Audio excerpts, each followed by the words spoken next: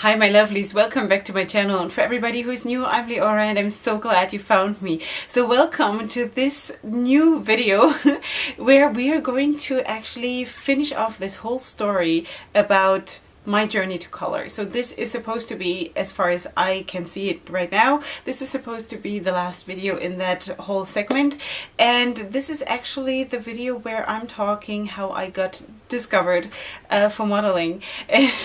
So with all that being said, let's get right into the video. Okay, so let's start the story time. I feel like I'm doing a lot of story times these days. It's just because I have to. I want to give you content and I want to share about my life, and it's just, I'm so busy that it's just insane. Anyway, so let's just go into the story time because I know that there are people out there who wanted this story to be finished. You can always go on my channel and look at the playlists, and there is one that is called My Journey to Color, and this is, you know, all the other videos in there are the preceding videos in that series. Anyway, so today we're going to finish this off, hopefully. Okay, so the story continues. I reached my weight goal and I went shopping. I went shopping downtown. My husband had a doctor's appointment, and we decided one morning in the summer of, what was that, 2017, I think, maybe. We went in the morning together. He went to his doctor's appointment and I spent the time going, you know, window shopping and whatever. And I went to a store, one of my favorite stores, and you know, I spoke to the sales ladies, and then they said, oh, you should be modeling and la la la la. And I went out of the store. I think I bought something, and I went out of the store, and right outside I bumped into a man. And he said, I've been looking for you. And I said, yeah, right. So he said, yes, we are actually looking for someone like you. And I said, oh no, I didn't say, but I thought that this is the dumbest way to hit on a woman that has ever appeared in the universe.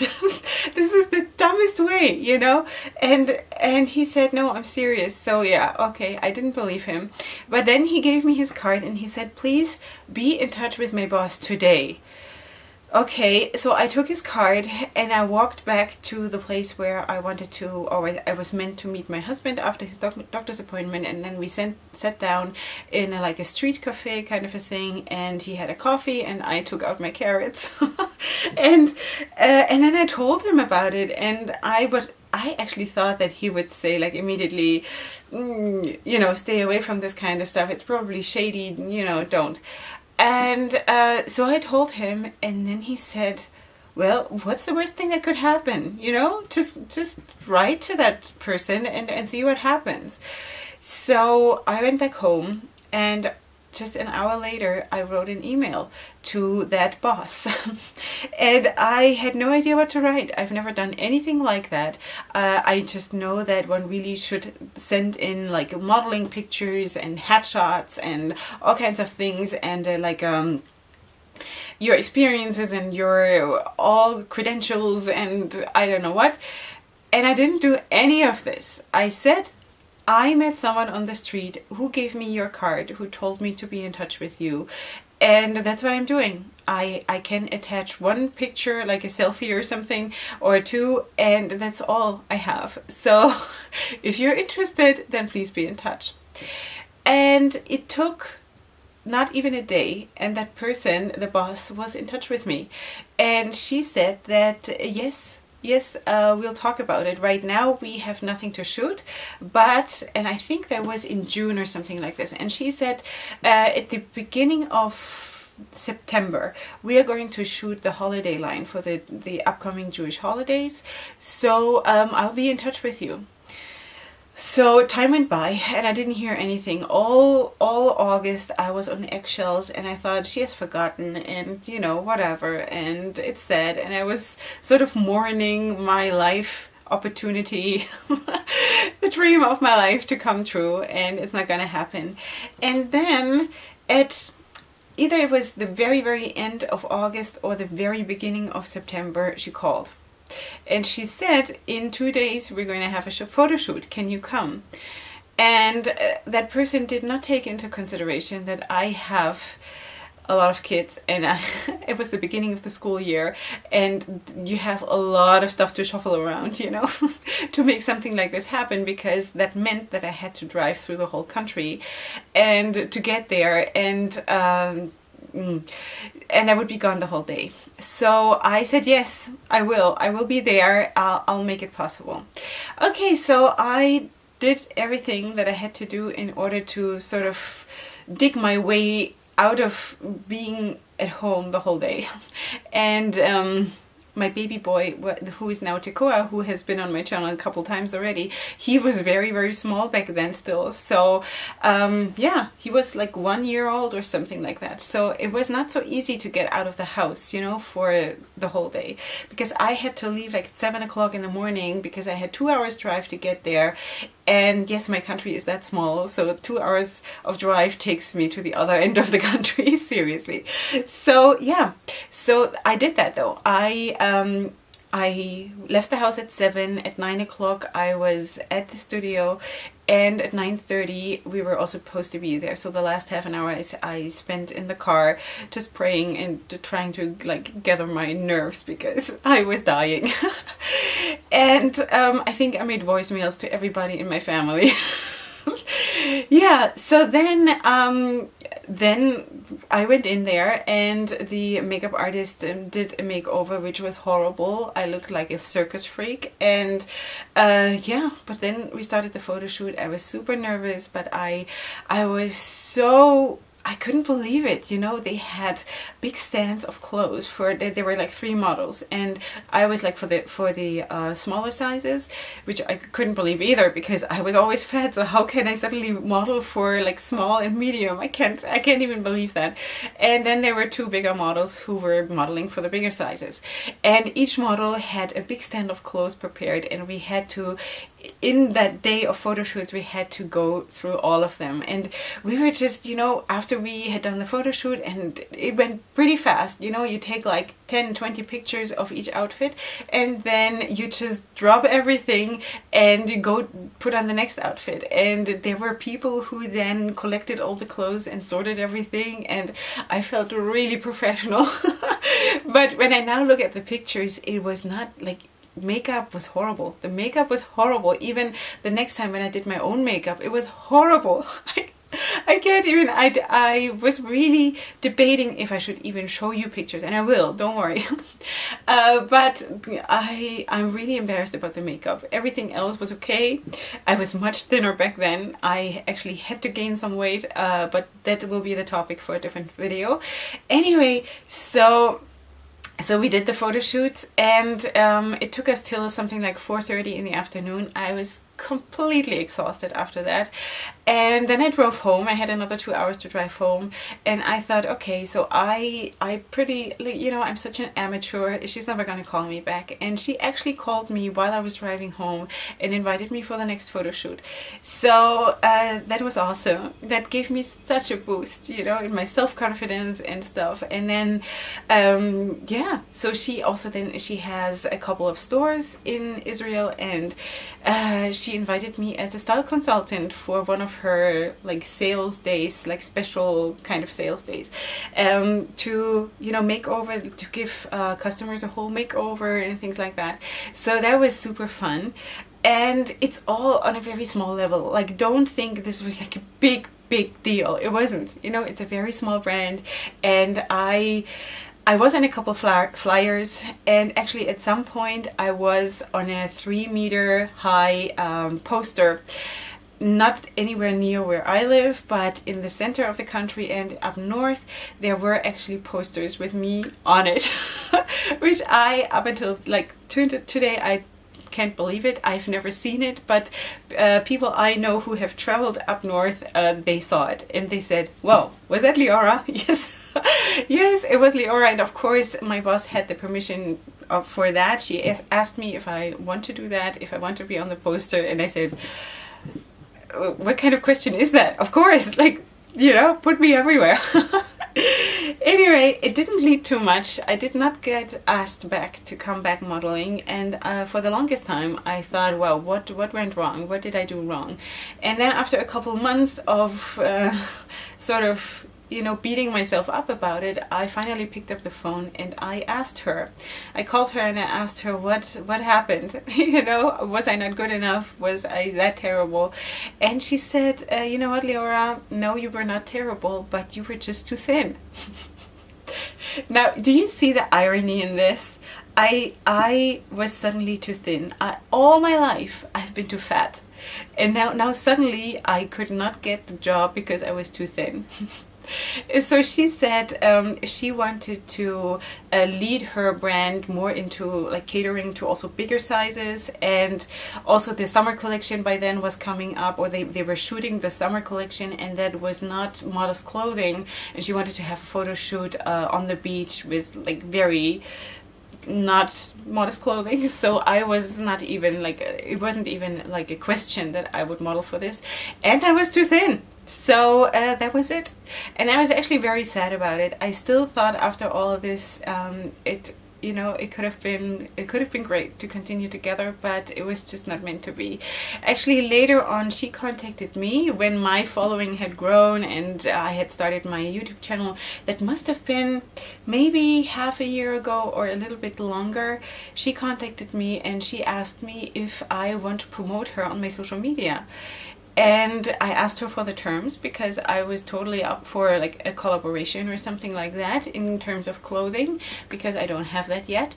And all of my clothes, I'm wearing a lot of her clothes still because I did get clothing as payment for my modeling.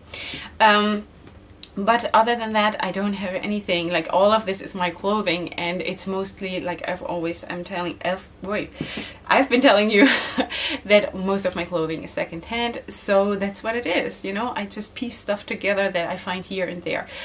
Anyway, so, and then she gave me her terms, and I was intrigued for 2 seconds, and then I said no. And I was so proud of myself because I finally knew that I'm not needy anymore, that I can fill my own shoes, and that I can set the terms, that I can be the boss of my channel and of my social media, and I don't need anyone to tell me you're gonna wear this and you have to post 3 times a week with my clothing, and then you have to return the clothing and whatever, you know. I said no, I can imagine something in that regard, but my channel and my social media is about me, and it's not about you. So we are on very good terms, don't get me wrong. This was not a fight or any like fallout or something, not at all. But I was so proud of myself because I've always struggled with self-confidence, and I've also mentioned that in other videos before. For example, when I'm going into a store and the sales lady tries to sell me something, and then she has invested all that time spending with me, and then I just buy it because I feel guilty because I can't say no. So I was so proud of myself that when it comes to something like that, where I could have gotten clothing and, you know, I could have been creative and I could have made a name for myself, I said no. And it was not hard, and it actually triggered so much joy inside of me that I'm doing only what my filter, my built-in filter, allows me to do, you know, and I'm allowing myself to listen to that voice. Anyway, so that was that, and that was done, you know. You know what, before I continue with what I'm gonna tell you about, I'm just going to include a tiny little slideshow of a couple of my photo shoot pictures from back then, and I have something like 700 pictures because I have the right to all the pictures that they took back then. That was part of the deal. So I'm just gonna include some of them, and then I'll be right back.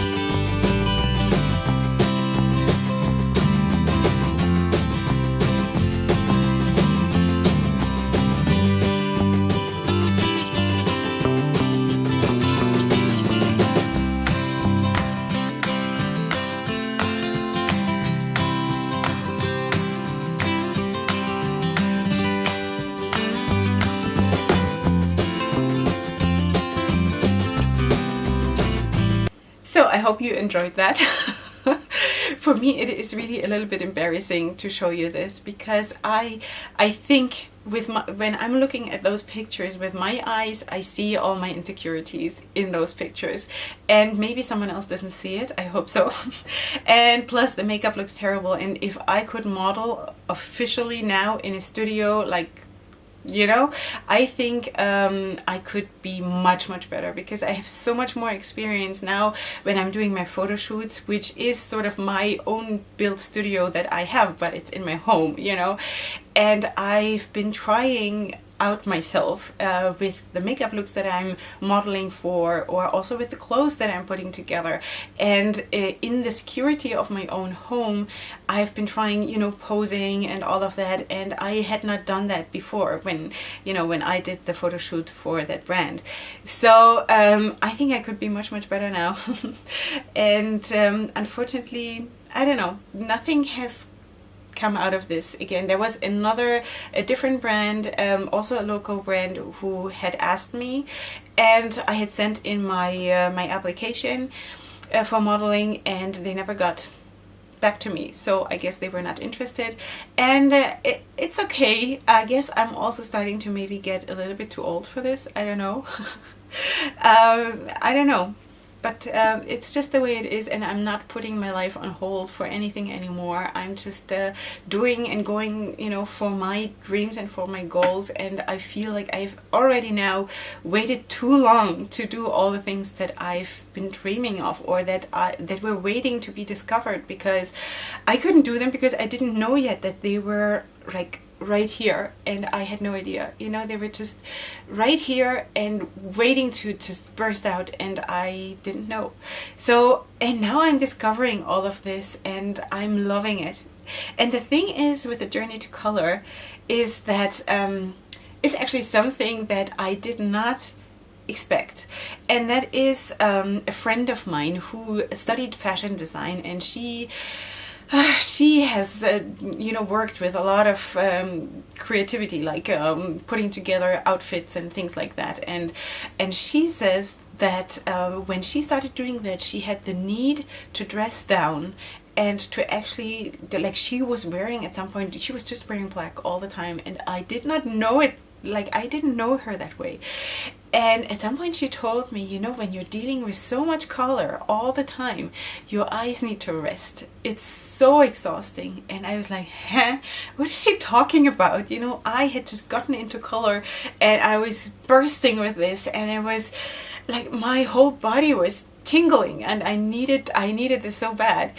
And now I'm actually starting to understand a little bit what she means, because when I'm doing now my fashion shows, when I'm doing models and I have to, you know, do styling and all of that, I get home and my whole brain is so tired of colors and patterns and styles and all of that, that usually the next day or the next 2 days I need to dress down. And I need to, like, color-wise, I need to dress down. I need to be monochromatic or just very simple, you know. And I need to also have very simple makeup. I noticed that about myself. I'm already wondering if that is an age-related thing, or like just maturing, or if it's just the way it is, you know. I don't want to start overthinking things too much, because that's sort of, it always hinders creativity. But that is something that I have noticed, that I'm allowing myself, now that I have gone from very dark and very like black and monochromatic black to super duper colorful without any restrictions, and being the total other extreme, that I'm allowing myself to sort of slowly slide back to the center, and allowing myself to have everything. And still though, I do feel like a fish out of water when I'm wearing, for example, in my clothes, when I'm just wearing browns or beige or something, or anything with beige. It is a very weird color for me, that I feel it's not good for my soul. It is, I can't even explain it, but that's really how I feel about it. And it happens so often that I do a voicemail for my best friend, and I tell her I couldn't pull the photo shoot together today. I feel bad about all the pictures. I took 80 pictures and there are only like 4 that are usable because I just wasn't there. I didn't feel it. And that is always when either my makeup is very subdued or when my clothes are very subdued. I'm not there. That is just not my style. It's not my soul. I have a colorful soul and I embrace that. But I'm trying to reach out to the other side too and not ban it completely, but embrace it too. But we're sort of on negotiating terms still. Anyway, I am allowing myself to grow into this other place as well, but nevertheless, I am enjoying to bring color into this world, into my neighborhood, into my family. All my kids are very colorful, like, especially my girls. My boys not so much because they're boys, but my girls are very colorful. I'm not restricting anything they want to wear, especially my 8-year-old twin girls. They are allowed to wear whatever they want, whatever combination they want, and they sometimes look absolutely ridiculous, but I do let them go whatever they want to wear as long as it's modest, because they have to be modest in our society, you know, that's what we wear. But they can wear combinations whatever they want, because I want them to be able to try out whatever they want and to find their place early on in life, and not like me, who was, you know, I had all these rules. You don't wear this together with that, and you don't wear these colors together and those styles together, and nobody meant any harm by telling me all these things and indoctrinating me, but that was just how the world was, and I don't believe in that anymore. I believe that my kids should, as much as they can, grow up finding their own place, finding their own style, finding their own passions, and all of these things. So that's what I'm doing. And yeah, so I'm trying to embrace that and also give that to you, my lovely ladies, and also to whoever is around me, who sees me. Usually everybody who sees me knows me. Because that's just who I am, and I also talk to everybody. Like, if someone starts talking to me, asks me about my outfits or why I'm wearing this or about my makeup, I usually, like, if I'm not under super time pressure, I always make the time to at least, you know, have like a tiny little chat with whoever comes, and pass along my business card. Anyway, and it's okay, you know, for that. If not everybody wants to be like me, that's totally fine. It's absolutely fine. But I'm so happy that God has placed me in the position to be there for the people who have been looking for this, who have been feeling all that time that there is something missing, what they are craving. And that's my thing that I want to do, you know, to help those people to find that place where they can just step out of their comfort zone and go that extra mile or that extra step to be more what they were meant to be. And not everybody has to be that way. It's totally clear. It's totally fine. I'm never pressuring anybody to be like me. And I'm the only one in my family who is like that. And my husband is also very much not like that. He's a very normal person, a good normal person, you know, and I consider myself normal, but I decided, you know, I made my own definition of what is normal for me now, and maybe that will change, you know, maybe in like 2 years I'm going to change my style completely and I'm only gonna wear stripes, who knows. But I love that everything is possible, because there are so many restrictions in life in so many things, and I just want to make those things that I can decide, where I have control over, and where I can just live my best life. That's what I want to do. So I hope you enjoyed this series. If you have not seen the first videos in that series, then go ahead and watch them if you want to. If you're new here, then please subscribe to my channel, and if you like the video, please give it a like. Other than that, that's it, my sparkly life. I'm sharing it with you, and you bless me so much by just sharing back all of your journeys that I have heard and read in the comment section over the last months. I thank you so much for that, for being part of my tribe and just living a relationship with me. And I see you here for my next video, and up until then, I love you so much. Hugs and kisses. Bye.